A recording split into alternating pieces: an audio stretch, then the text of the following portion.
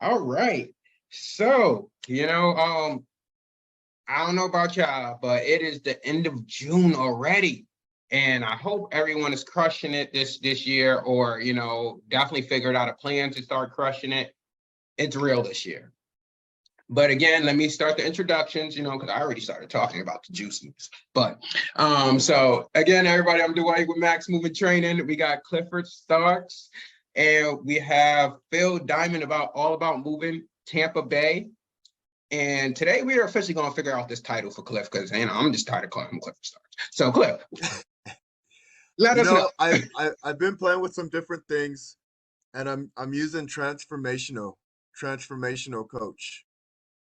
Okay, transformational coach. Okay, tell us a little bit more about that. Why you choose that? Yeah, so that's actually what I started off as when I began my journey, was transformational coach.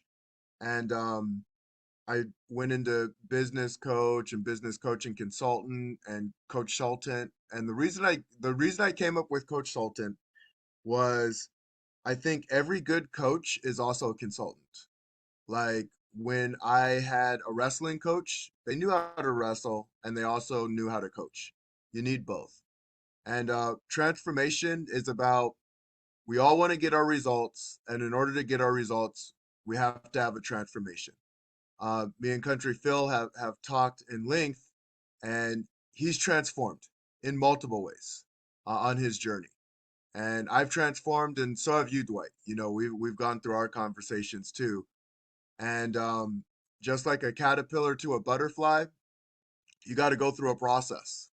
Everybody's got to go through a process, and then you end up changing everything about how you show up and what you show up as. So I'm like, all right, you know what? I'm going with transformational coach, and sometimes you have to go around and play with different things to end up back to where you were. I'm glad I know how to spell.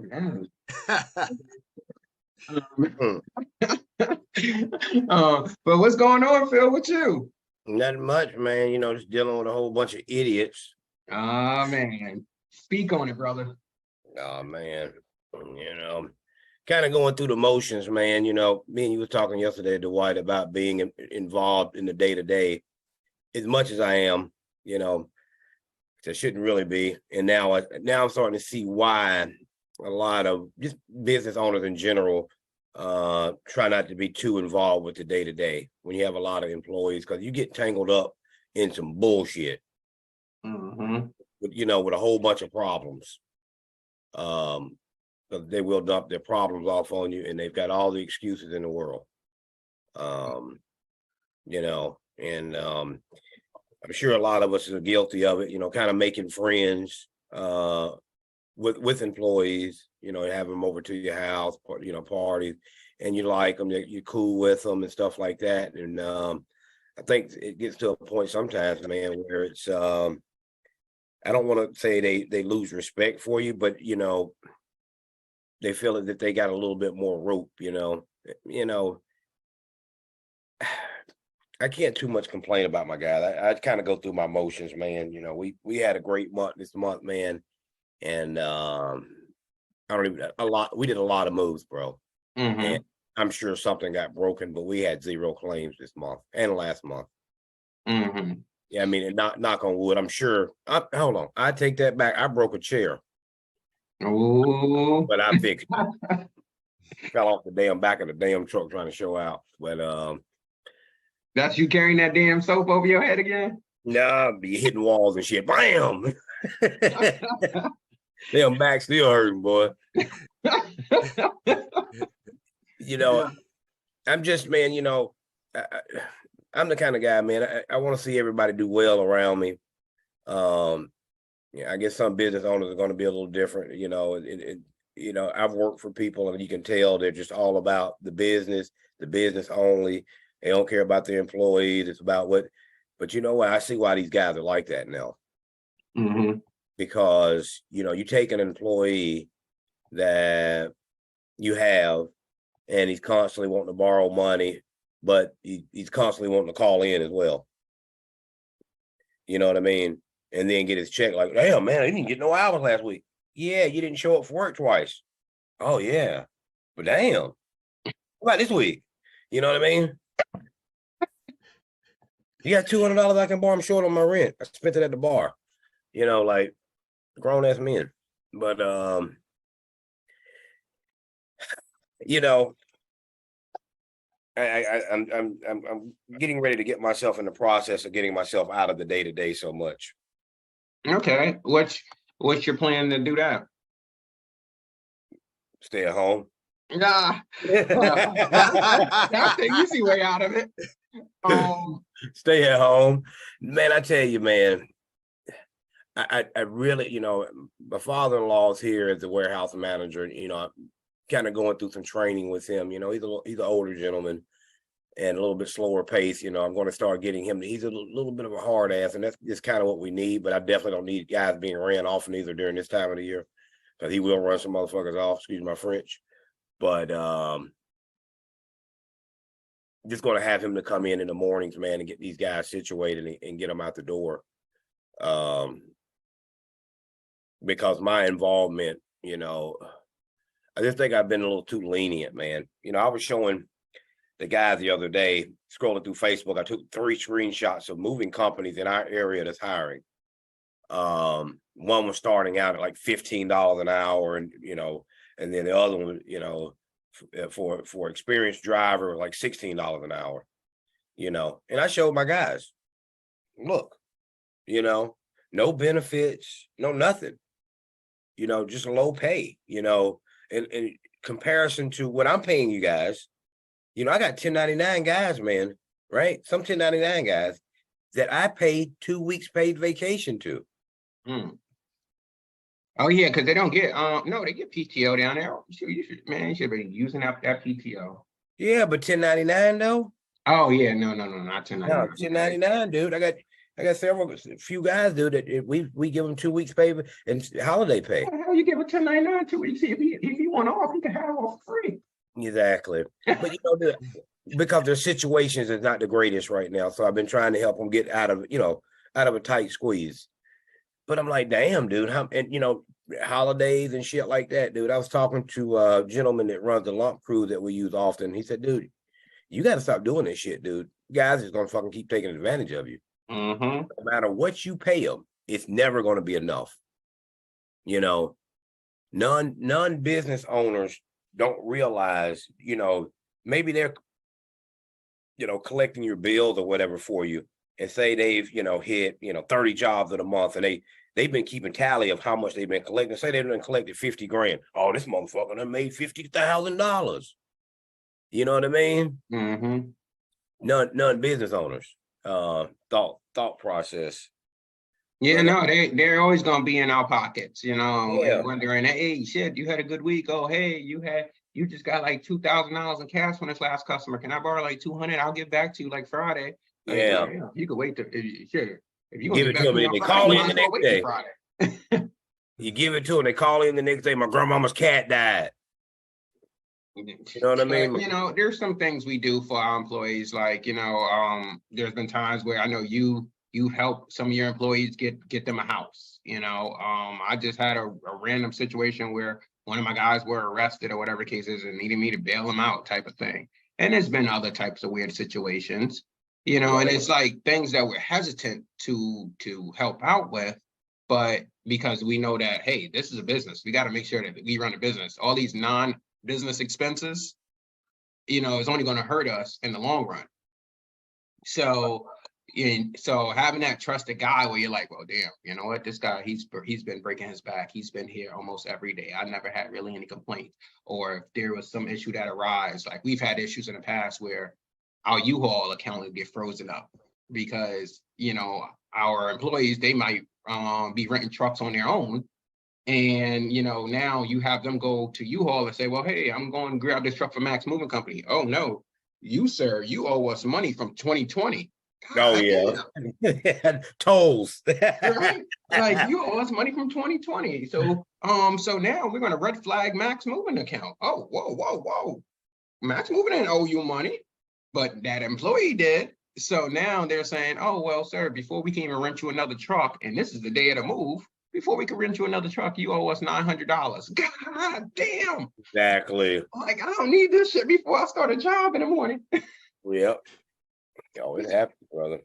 So It now happened you're to like, me one time with a Penske dude, and we were, it was a long time ago, coming back from New Jersey. Bro, I was stopping at no toll. Because I didn't have no damn money to stop. You know what I mean? I'm blowing through tolls. I done missed a turn. You remember that, Melissa? Through New Jersey? Man, Penske sent me a ticket. And plus, I got parking tickets when we was in Manhattan. Every 15 minutes, they gave me a parking ticket for the truck and the ramp. Double every 15 minutes. Man, it was $1,200 in charges. Man, I went to go rent another Penske truck. Yeah, I mean, we running behind and everything. So, Mr. Diamond, you owe Penske $1,200 for what? What I owe y'all $1,200 for them tolls? What tolls? They tripping. They tripping by them tolls, boy.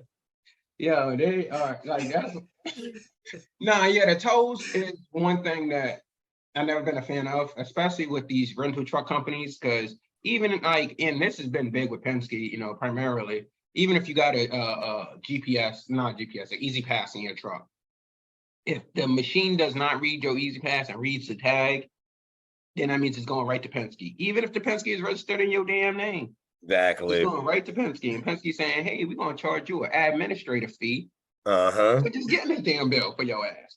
Now Yep. you're going to pay our fee just because we had to send it to you. When you think about it, you have that by like 100,000 trucks, bro, and they collecting $1 administrative fee Yes, it's crazy. a month. You know what I mean? The administrative fee ain't even cheap. Exactly. Like you see what I'm saying, though? You done got a $3 tow, and they done told you, oh, you owe us $30. Like, Yeah. Yeah, they making money out there. You might well own a toll road, hell. Shit. They got it figured out, boy. But moving companies are the rip-off people, though. You know what I mean? So I don't know if you have had this fun with us, but we on a rampage right now, Cliff. But I am so enjoying this conversation. I'm telling you, dude. I went out. I was talking to Dwyght yesterday, boy. I was so damn pissed off, man. You know, it's frustrating, bro. You know, I called Dwyght. You know what, dude? I'm getting ready to sell this fucking company and kick fucking rock, dude. I got too much other shit going on to be dealing with this bullshit. You know, but at the end of the day, man, any business is going to be stressful, and you're going to go through trials and tribulations. You know, the grass is never green on the other side, but it can be easier. So, you know, I don't know, bro. You know, and you know this, Dwyght. You know, you live off of you know, procedures, policies, and procedures, man. You know, what I've noticed, of course, since I started talking to you, almost a year and a half ago, man. You know, we implemented a lot of procedures that I was listening to you, and we ended up putting it in place, doing it. It's worked. You know, so it did relieve a lot of the stress. You know what I mean? And of course, one of the biggest stressors in this industry, I think, is, you know, people not handling their claims well, or salespeople didn't explain that 60 cents on the pound or whatever your state requirements is, and or people just aren't listening even when you do explain it. Right. You get them to sign off on it 3 times, you know. Yep. So I frequently go on to Google and Yelp and look at a lot of other moving companies in the area reviews, man. And you can just hear the stupid stuff that, you know, people deal with, you know.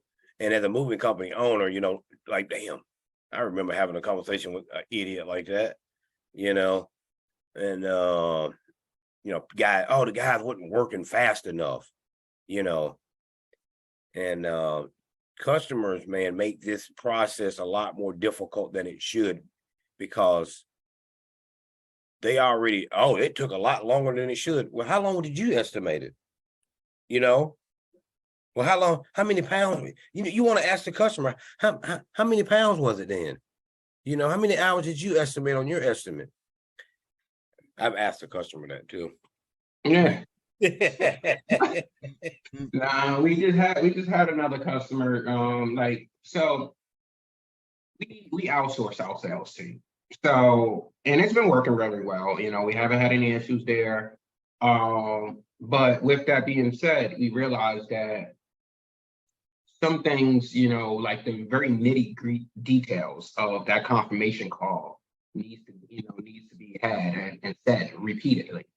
So hey, the sales team booked a job, everything's good. The customer move is about to come up in a few days. You call them to do a confirmation call, and this thing's just like, hey, you were estimated for the 3-hour minimum. Let's just say that they really had a small job.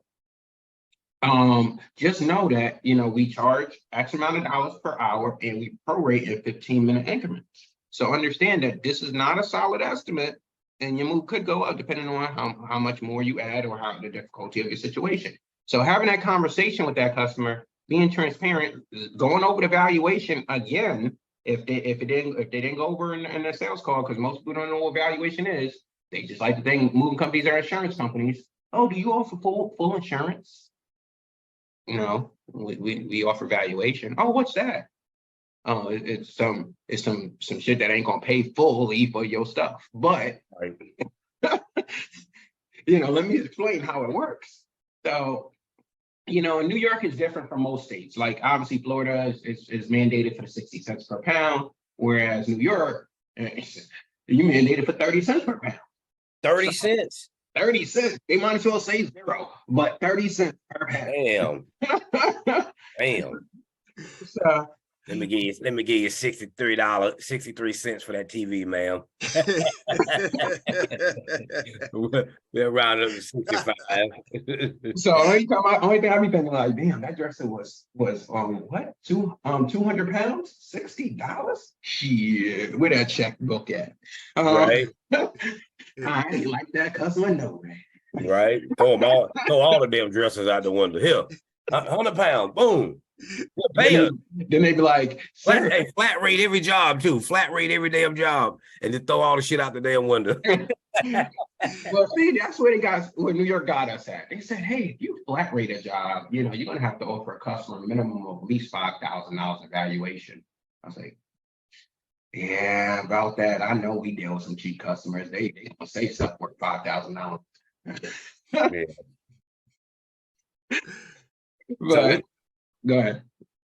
I just want to see one of you guys that ran into a situation like this, being that we was touching on insurance, and that way I didn't forget. So we just submitted another bid to the city for some more apartment moves, and in their clause there, they want us to provide. And now we're just loading. They've already got everything pretty much lined up for pods to come. They're dropping 14 pod units for 14 units. So they want us to provide full value insurance on all the goods. Now, not to sound mean, but this is for the projects, right? Mm-hmm. So, and we've done hundreds of moves with the other city doing these moves, and of course we have a process that we follow every day. TVs go in TV box, furniture gets wrapped up, everything's inventory, even though it's just going in a pod. So, I asked the lady, we sent an email like, how are we validating a full coverage insurance when we don't know the value of all the goods in the home? And they only let me look at 2 apartments out of 14. And I'm like, we can't do that, Yeah, they normally would have to come up with a value sheet, letting you know that, hey, this is what this house or apartment is valued at, so that you can either take out a policy or cover it underneath your own in-house. Sorry, as I'm sitting here screaming, Melissa's on the phone with them now. The crazy part is, while you're on that note, I had a non-customer come into my office the other day, and I'm glad this is our safe space, because when I need to vent, and I'm just like, I don't want people to see that I ain't supposed to be seeing. but, Right. but we had a non-customer come in, saying that, oh, well, there was some property damage that had happened to their apartment building, because I guess there was a landlord, I guess, I'm assuming. And I'm like, okay, sir, when did this happen? Oh, well, this happened in January of this year. And I had spoke to one of your team members that obviously is no longer here. Well, sir, I don't know what to tell you. They're no longer here. Did you file a claim? Did you go online? Did you put it in paper and writing? Because I'll be damned if I'm gonna call an ex-employee and say, hey, did you have this conversation? You know,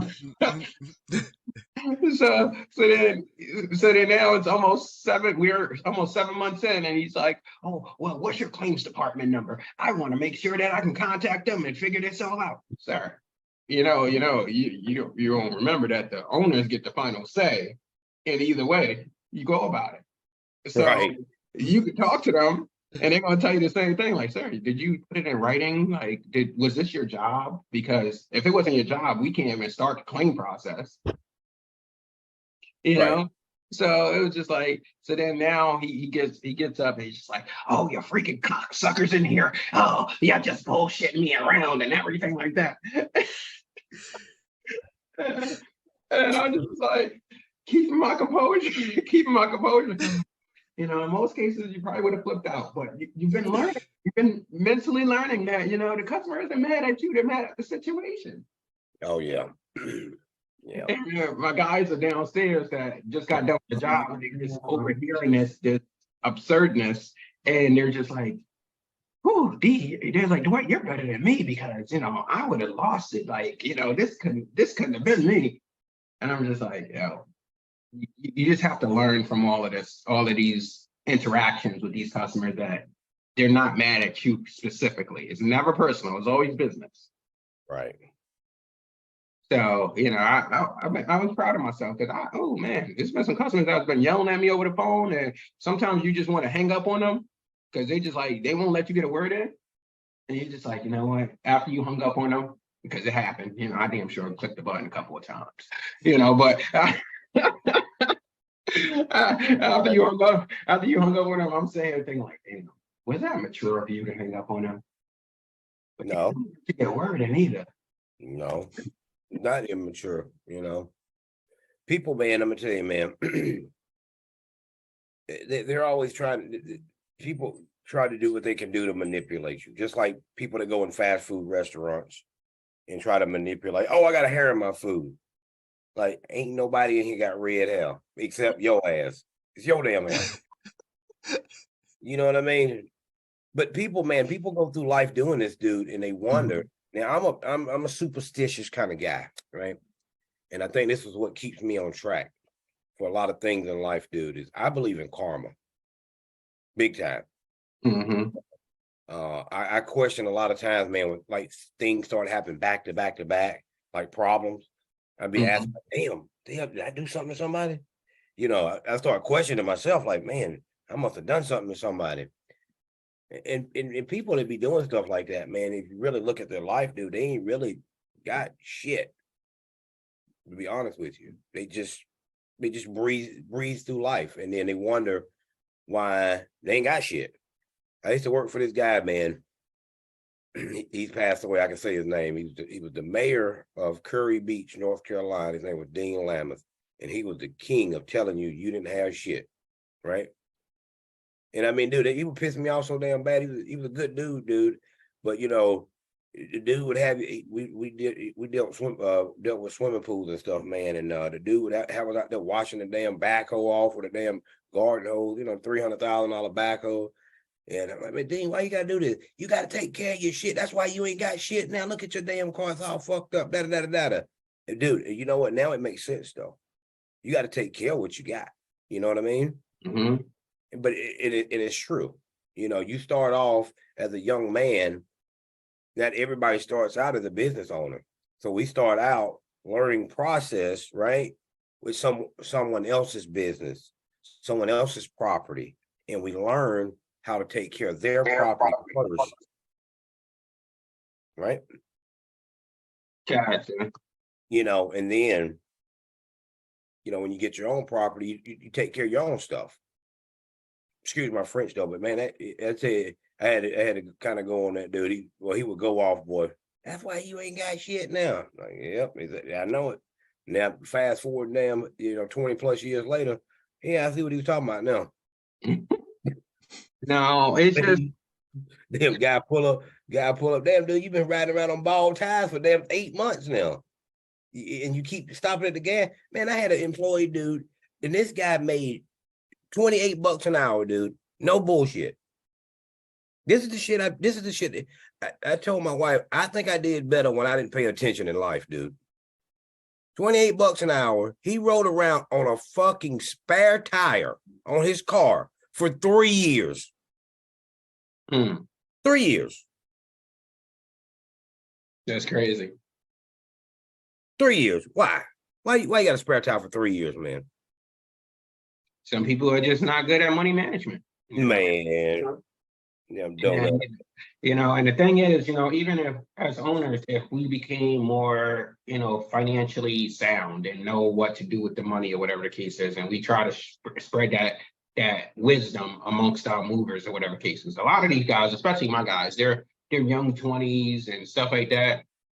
They're not trying to, really understand money like that if that was a part of their upbringing. Those that may own houses or whatever the case is, they may be a little more sound, but at that point they got kids and they're still, at that point trying to like, oh man, trying to get it together. I got a house, I got kids. Oh man, I need, so every dollar is like now, you try to tell them, hey, Bill, we got this flex program in here where we can, cut, take some of your money now and save it and give it back to you over time so that your money is stretched throughout the year. Oh, no. I ain't interested in it. I kind of need my money now, whatever the case is. Oh, okay. So, and that's kind of like the value where it's just like, we can, maybe I can't, I'm not going to make recommendations for like, oh, well, invest in stocks or invest on this, invest in that. Traditionally they tell everybody, hey, get a 401k. That's going to set you up right or whatever the case is. But there's still people that have 401ks and ain't have nothing in there. Now when they retire, they ain't got nothing to say for all the years they put in. So, tell somebody to get a 401k, but then tell them how to really utilize that 401k. How much should they put towards that? Why, oh, well, you should get a financial advisor. They'll tell you this or whatever the case is. Sometimes I look at some of these numbers and I'm just like, what the hell? Like you telling me if I make a maybe $500 contribution every month or every 2 months, by the end of 20 years, I should have maybe 35,000, 40,000 in my 401k. That's just not appealing. You're talking about 30, 40 years of my life. Don't sign me up for that, sir. Can I just go to the upper room now? Use that to bury my ass. I try to understand that logic, and I'm just like, God damn! Like I'm a big fan of compounded interest. I understand how it works, and and it was just like, even then, like I was looking at this one compounded interest, and interest rates are really going well. Interest rates on CDs are really going up. While we're on this conversation, like I seen one of the major banks doing a CD, 6-month CD for like 5%, almost 6% now. And I was just like, oh, wow, like that's really good because we know that most of these big banks have been doing very, very low interest rates. You're talking about like a CD, you might have seen like 3%, 4%, but like a regular savings account, you're probably looking at 0.3%. So now to see that, hey, CDs are really going up, people don't know what that interest does. And that's why people don't save. Like I had a conversation with my family. And I was like, yo, you young right now, you like 20, 24, 25, you can really set yourself up well if you got ahead of the game right now.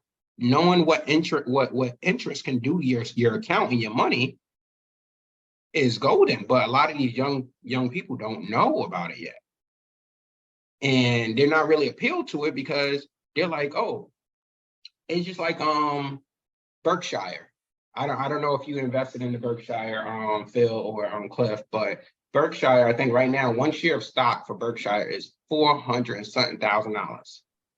Now, Now, if you stick with them for at least a quarter, their average payout per quarter has been about $5,000.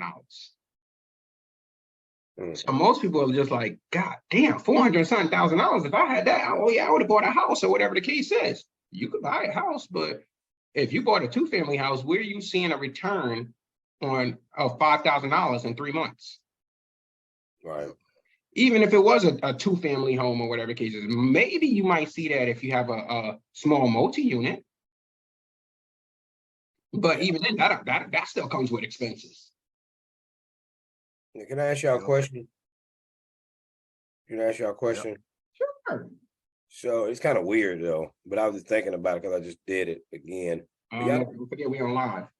Yeah, but do you ever feel like when you're talking that with the wind from your breath and you got long nose hairs and you feel it tingle your nose? And then you pull it and it's on that little spot right there and that shit hurt like hell. I've absolutely had that happen before. And I'll tear up too. I try and play it off when I'm tearing up like I was like this a while ago. I was like this. I was like, I was like, shit, that shit hurt. I don't know why it made me think about it that. Hurt so bad.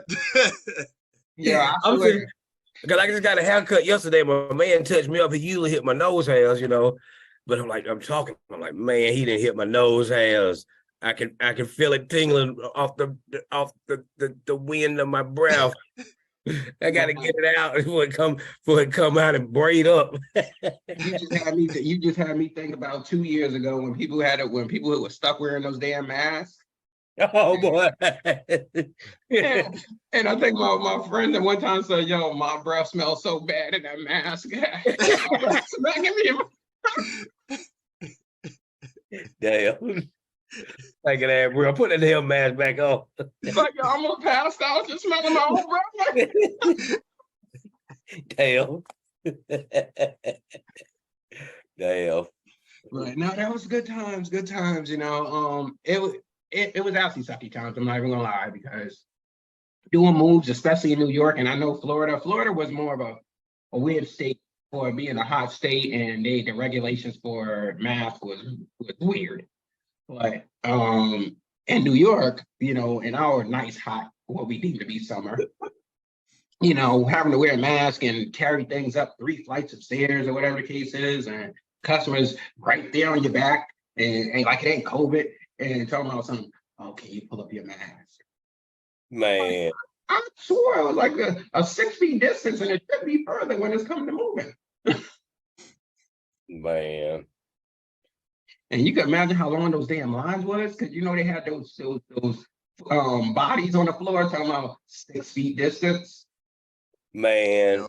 I was at the damn pool store, man. No white dude done cussed my ass out, boy. You're the reason why this COVID is spreading. Ain't nothing wrong with me.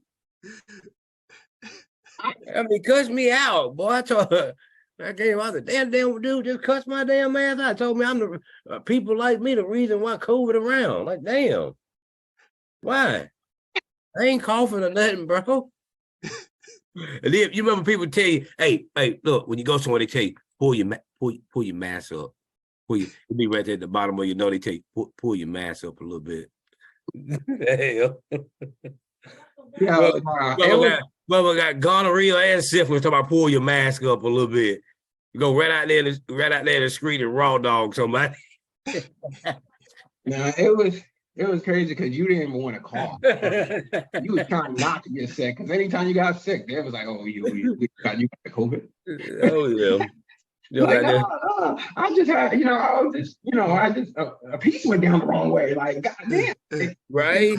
You was scared to cough, wasn't you? Like, smokers cough. I smoke. Yeah. I'm in a damn restaurant. I'm in an IHOP and everything. I'm trying to pay for my bill, but now it's a little hot in there, so I feel a pressure. So right. I'm trying to pay my damn bill, and all of a sudden, I got a cough. Now I'm nervous. So now you got that little nervous cough, and you trying to hold that. Everybody turn around looking at you. Everybody, you ain't got that shit, do you, man? my fiance come on, babe, I'm embarrassed. I know my throat dry. You talking about the people down sitting down next to you while I'm standing up. They over here sliding over like this. Right. That shit was crazy, bro. It was. Interesting time indeed. Me and Melissa was in Orlando one time, man, and Melissa got the damn arguing with this lady. She's in there arguing with the damn cook because the cook, you know, hot ass, it was Waffle House. I mean, she had it right below her nose, and she right there arguing with the damn lady without a mask damn on at all. Mm. And I'm like, sitting there like, I just don't eat. Yeah, that's what I just said. She was arguing with the. Oh yeah, it was some weird stuff, man. What was your experience, Cliff? You out here enjoying our pain.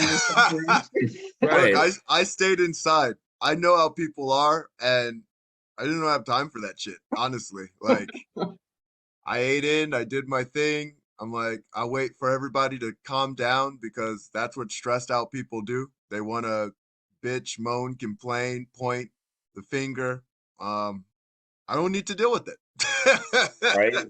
But I do love listening to other people who are dealing with it. I'm like, Man. at home. Yeah, they had the tissue shortage. Oh man. Oh man. Now that was the weirdest thing. That did actually affect me. Because the first thing I thought was, that doesn't even make any damn sense. I Like, gotta get a bidet. of all the things, why is there a tissue shortage? Yeah, I gotta get me a damn. Why do people buy all the damn toilet paper? They thought they would be shitting everywhere. It wasn't a shitting virus, damn. That's what I was thinking. Like, damn. Country motherfuckers.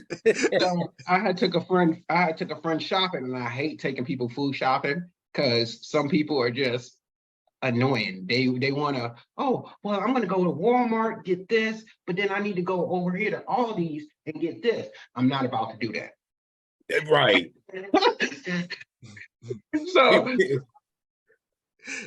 So you get those people that are just like, oh yeah. So I want to so they go in the tissue aisle in Walmart. Walmart ain't got no tissue, no paper towels, no nothing. I'm like, nothing.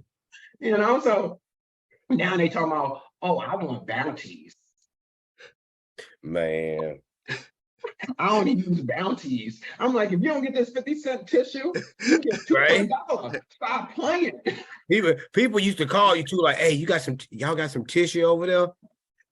Man, we shitting on a damn low. We shitting on a budget over here. One shit a day max.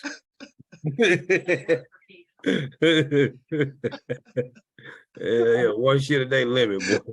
My household, boy. I think I had like four or five kids in the house, three kids in the house. Hell no, there's too much shit going on there. Damn, boy. But you know what? That's the power of marketing, though. I'm gonna tell you. Think about it. That was the power of marketing. Just like in Georgia. I don't know if it maybe it ain't like that in New York. But dude, as soon as they hear about snow, all the damn bread gone. Bread and milk. Bread and damn milk. What the hell? The milk, if you lose power, the milk gonna go damn bad. Right?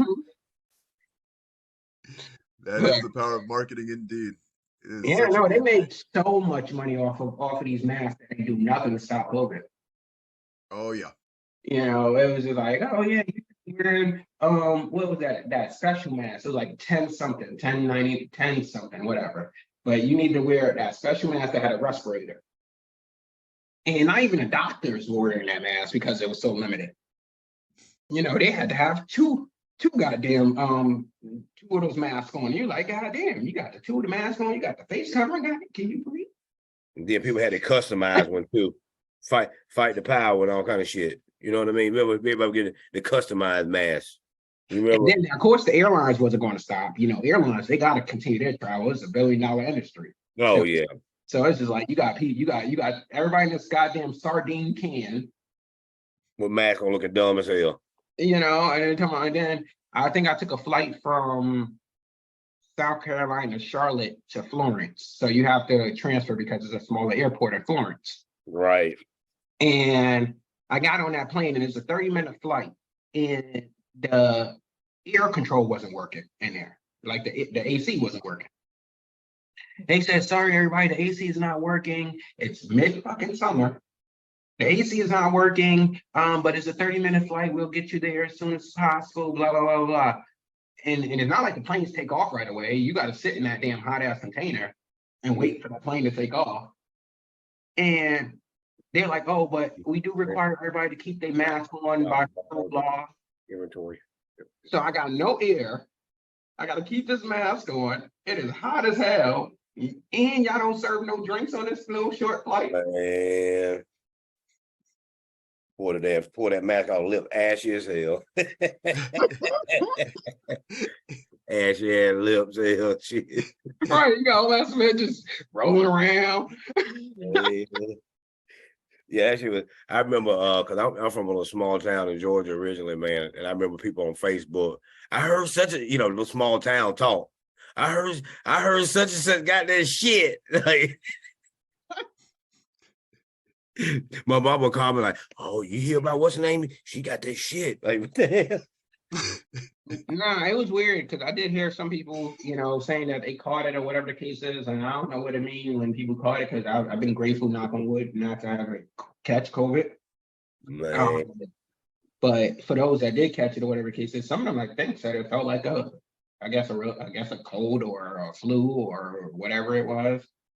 And folks out here with damn gonorrhea and everything out here talking about put your mask up. Man, put your penis up, motherfucker. Shit. That shit gonna fall off. We gotta act like we got kids.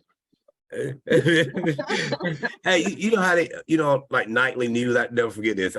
You know how they do the nightly news sometimes and they show like an angle of like the street somewhere and walking or whatever like that. And I remember they had they were showing, about the coronavirus and the traffic with the nightclubs and stuff like that. And to the side, you could see it looked like it maybe was out in I think it was in Las Vegas, because they was talking about the casinos and stuff, and you seen prostitutes over there with fucking mask on. That bitch safe as hell. Let me get that one. The one she got on double mask. She got on what was it called? The MP3? It was something like that. I don't think it was a music player, but it was something like that. Yeah, it was like an H3 something. Yeah, the HOOC, You couldn't get that. It was like that. Hey, it was like that thick right there. Look, he couldn't even breathe. Like, yeah, he died. What happened? He suffocated. He didn't die from corona. I think that's what happened. So no, that was crazy because I appreciated that they made the moving industry not an essential business. Now in some states I don't think it was deemed essential, but in other states it was deemed essential. So I was appreciative of that, at least, because obviously there's no one's going to be able to take that long several months hit on their business. For the retail stores, I know it sucks for them, especially the mom and pop businesses. But for some ironic reason, the bars never stopped opening. Those bars, they was open as hell. That nasty ass alcohol shit was killing that shit off. And I think that's probably, because of all the depression and all of whatever, I can't justify for why, but I think because alcoholism is I guess they think is a disease or some type of addiction, that to shut that down probably would have been crazy. And he got COVID babies too. They call them COVID babies. Oh, this is COVID baby. Bro, how about this? Me and my significant other, right? When COVID hit, right? Dude, how about we done took a whole damn engine apart in a damn car in the damn garage and rebuilt it. Hey, you had time on your hands at that point. I remember when they said, yeah, they getting ready. It was always the thing, they gonna shut us down? Man, they'll shut us down, boy. They had it, boy. About 2 days in, boy, we were starting to go stir crazy, boy. I didn't even go. I couldn't stay in the house, bro. I had I got to go out and get medicine. Every excuse in the world. We would just get in the car and drive on the expressway. Oh yeah, we would just get in the car and just drive on the expressway. And then you see two people in the damn car ride with each other, husband and wife with masks on. Mask on. Damn, husband and wife, they don't trust. You know you got some trust issues. You ride in the car with your husband or your wife with a damn mask on. You know, and the weird part about that is, I guess it's one of those things where you can never trust who you're around. So you don't maybe want to affect your partner, I guess, because I know some people that work in like dealing with kids and dealing with What kind of insurance policy you got? Depends on what kind of insurance policy first. Shoot. Like the crazy part was, you know, with us, with moving, you know, obviously I was trying to be as conscientious as possible. It's just like, yo, damn, when you got a 3-man job, you got a 3-man job. And all 3 of them damn guys are in that truck. Ain't no way in hell they got space between them. And, you know, you're just like, well, damn, guys, y'all got to make sure y'all got your mask on or something. You know, obviously I know that we're a little family here, but I don't know what these guys are doing outside of work. So y'all got to protect yourselves. But then, you know, you kind of, it was difficult. I'm not going to say it wasn't, you know, especially with that situation, trying to figure that out. You know, if you got 2 guys in the truck, you got that space, that little bit of space, maybe somebody can open their window. But then everybody want to share this damn cigarette. We're a team. We get it. We all got it. That's nice, man. You know what though? A lot of moving companies that people that have been in the industry for a little bit, probably a little bit longer than us, they actually capitalized big time on COVID, man. I didn't know enough about the industry. Of course, there was so much transportation stuff to get involved in. That's when everybody started talking about getting in the box truck game. Now everybody getting out the box truck game. But they realize that damn maintenance. They just think, oh, I'm driving, I'm making $2,000 a week. Guess what? How much they gonna cost? 20 grand. 20 grand. Yeah. That everybody was getting into the LLC and box truck game. I'm getting myself in the box truck game. Now the box truck game truck, you see them. Now bad DPF filter, truck won't start. Yeah. But Cliff, I know that before we because we actually getting close to the end of the hour, there was a video that you wanted to share. What was that about? Yeah, so this is a Jocko Willink video, and it's something I think all leaders need to hear sometimes. Okay. You know, I know Phil, you're going through it, and I think it's just a perfect video for leaders because, yeah, life can be a bitch sometimes. So you need the right resources around you. All right. So I'm gonna play the audio, try to avoid the video because you know on Facebook and their restrictions are there. That's why I got y'all as friends that have the good resources around me. Thank you, friends. Absolutely. Absolutely. All right, here we go. A direct subordinate's one of my guys that worked for me. He would call me up or pull me aside with some major problem, some issue that was going on. And he'd say, boss, we got this and that and the other thing. And I'd look at him and I'd say, good. And finally one day he was telling me about some issue that he was having, some problem. And he said, I already know what you're going to say. And I said, well, what am I going to say? He said, you're going to say good. He said, that's what you always say. When something is wrong and going bad, you always just look at me and say, good. And I said, well, yeah. When things are going bad, there's going to be some good that's going to come from it. Didn't get the new high-speed gear we wanted? Good. Didn't get promoted? Good. More time to get better. Oh, mission got canceled? Good. We can focus on another one. Didn't get funded. Didn't get the job you wanted. Got injured. Sprained my ankle. Got tapped out? Good. Got beat? Good. You learned. Unexpected problems? Good. We have the opportunity to figure out a solution. That's it. When things are going bad, don't get all bummed out. Don't get startled. Don't get frustrated. If you can say the word good, guess what? It means you're still alive. it means you're still breathing. And if you're still breathing, well then hell, you still got some fight left in you. So get up, dust off, reload, recalibrate, re-engage, and go out on the attack.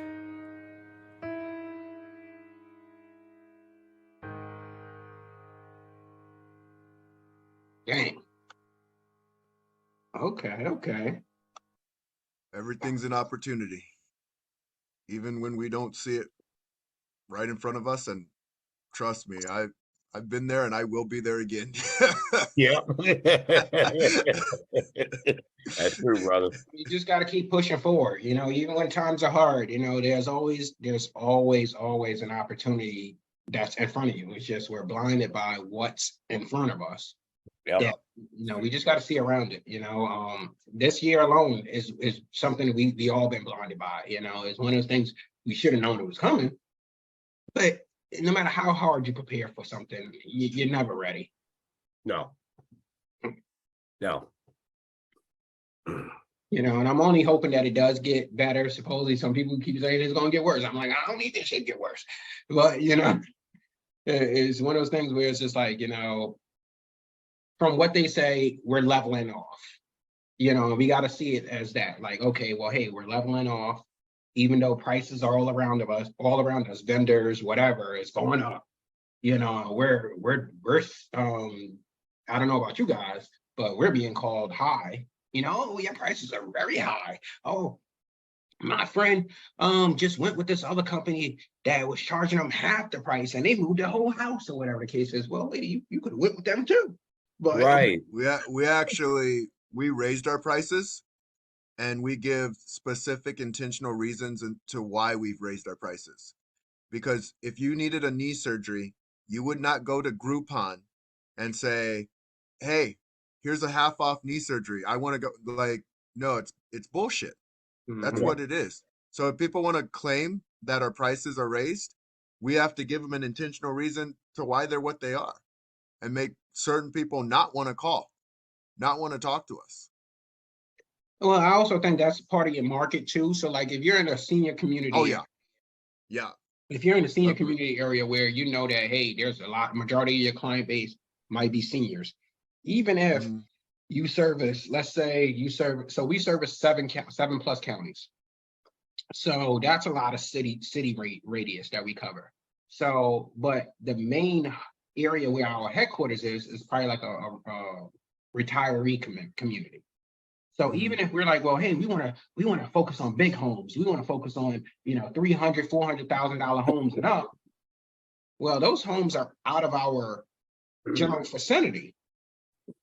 So with that being said, even though we might have marketing targeting those market areas, we still got to deal with the clients that are calling us because they can physically see us or touch us off of Google Maps. So now they're saying, oh damn, why your two-man price $250 with a truck? Well, that, hypothetically speaking, I didn't right, but yeah.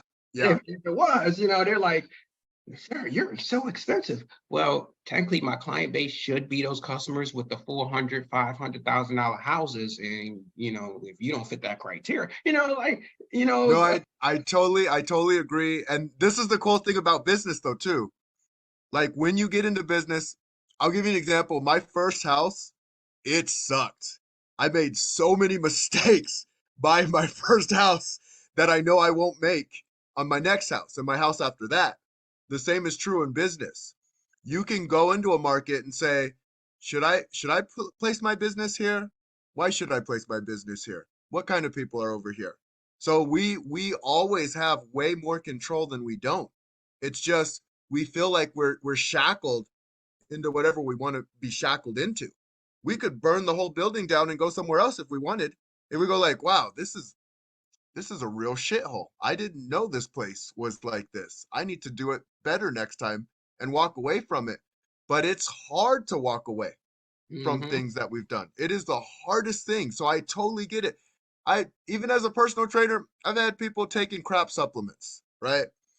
they've been taking crap supplements for damn 5 years. And I'll explain to them, like, yeah, this is why this is not a premium supplement. This is a bad supplement. Here's a better supplement.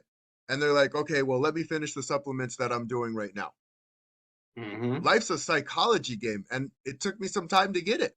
I'm like, oh, I'm starting to get this game more and more. I'm starting to understand this more and more. People are going to do what they're going to do. People are going to randomly buy toilet paper when it has nothing to do with anything. Like, people are just going to be goofy. So it's up to me to ask the right questions and look at the right things and Mm-hmm. calculate, is this the opportunity that I want, or do I want to jump ship and go to another opportunity? Yeah, like Phil was saying, I guess for word layman's purposes or terms, I'm shitting on the budget. It didn't make no sense that like I Yeah, said, people like I never been a big fan where it's like I'm not gonna shop at multiple stores. If I'm going to Walmart, I'm going to Walmart. Walmart better have everything I need this trip around, and maybe I might go somewhere else next trip around. I don't know. But yeah. it's one of those things where people are like, yo, can we call another Walmart and see if they got bounty? Hell no. If this Walmart didn't have it, I ain't going to another one. These Walmarts be far apart for a reason. They strategic. Yep. Yep. And then they come out, all right, well, I just called the dollar store, and the dollar store said they had bounty. So Walmart ain't got bounty, but Right. the dollar store got bounty. Then you get to then you get to Dollar Tree, and Dollar Tree talking about some, oh no, we don't have no bounty. We have that county stuff, whatever. Yeah. That shit is This scratch, heard you on the phone. scratch your ass when you wipe your ass. That shit scratch the hell out of your ass. Leave you But- chafe. You need some butt paste when you get done with that stuff. But like Phil mentioned, the bidet, that's what they call it, I believe, is actually gained a lot of popularity because of situations like this. Yep. Where now it's just like, well, hey, I got water spray in my butt. I don't need no tissue. You know, I washed my hands on one of them one time, Dwyght. What the hell? Look, I done called my significant other during the I'm in the bathroom. I'm like, hey, man, this thing's pretty cool. You could actually take a crap and wash your hand. And dude, I'm fresh out of the country during this time, dude. I mean, fresh out the country, fresh out the sticks. Like, oh yeah, the sink's like right here at the damn shitter. That's a bidet. I'm like, what the hell is a damn bidet? Yeah. But all right, no. So ultimately, I know that Chris Kimmett, who's in the chat, said that basically, I think he had to almost double his prices this year. And truthfully, I feel like I haven't had to double my prices this year. My price has been the same since since January or last December. But it's been one of those things where the prices raise itself. Truthfully, like you start increasing your price per move. So not necessarily having to raise your hourly rate, but if you just increase your price per move, oh, well, hey, we're selling TV boxes on every job, or we're selling mattress bags on every job. Oh, well, the price of TV boxes went up. So now the price of how much I sell it for is going up, and you start to realize that easily your 3-4 hour minimum is already at $1,000. And you're just like, oh, shit, $1,000. Like, and customers are telling you right off the rip, hey, your prices are way too high. And you're just like, well, damn, I didn't even touch my rates. I know other people did. So, I know we don't have the highest rates. There's no way in hell we got the highest rates. And we can't even afford to go down on our rates because the market won't allow us to. Right. So, but you still get these guys. Like I had one guy that I talk to now, and he's like, yo, we're overbooked. Like we're taking so many jobs. And he's like, yo, can you take this one job? And I'm like, well, what is it? Oh, well, here's this job. We quoted a customer $400. I don't want it, sir. Hell no. I'm maybe not in a position to be turning down work, but god damn, I don't want that. It's a 3-day job for $400. So, then, they was like, oh, well, can we use your guys? Can we use your guys? Whatever the case is. I'm like, well, you can use my guys, I guess, because it is slow. I'm not a hoarder of my guys where it's like, well, damn, it's slow. I'm not gonna, obviously we all friends with other moving company owners and we loan our guys out just to keep them busy or whatever the case is. But then when, people try to get you involved, or this one guy called us yesterday, actually. He said, hey, can you guys, I just need a armoire moved from one city to another city. Usually, sir, our rates are based on moving actual households. So, obviously I'm not going to sugarcoat you and tell you that our rates is going to be affordable for your one item piece move.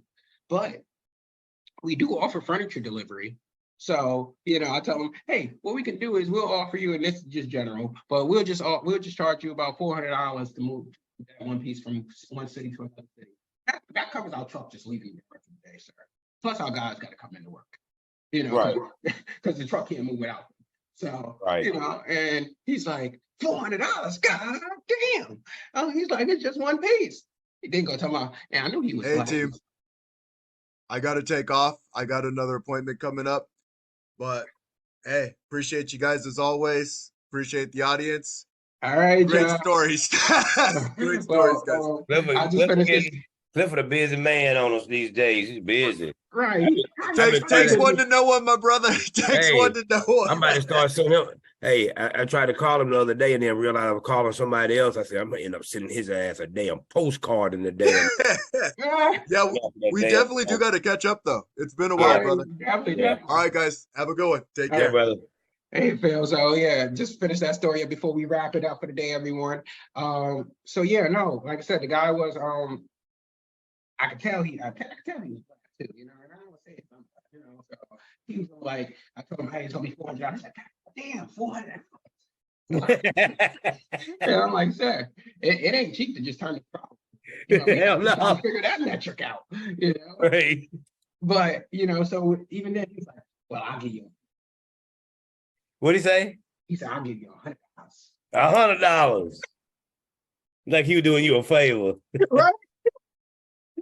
I said, sir, let me see if I got somebody that can do it for $100 because my truck can't move down. Hell no. Hell no. No, sir. No, thank you. But $1. It's going to cost you money. all right, everybody. So we are at the top of the hour. Definitely go out and enjoy your week. This is the place where we could definitely come and vent, our safe space for moving owners. Hey, let it out, because basically this is where, hey, this is our sanctuary. In this group, we definitely want to be looking to grow. Bring your expertise so that, hey, someone that may not be where you are can really get those golden nuggets. And for those that are, even starting from the bottom, if you got questions, bring your questions to the group, whatever the case is, so that everybody can put their input and help you get to that next level, because we're all going through the same struggle. We all in the same industry. It's just obviously we all struggling at a different level. That's true. All right, y'all. So we'll see y'all next week. Y'all enjoy. All right, Phil. All right, brother. Talk to you later. Later.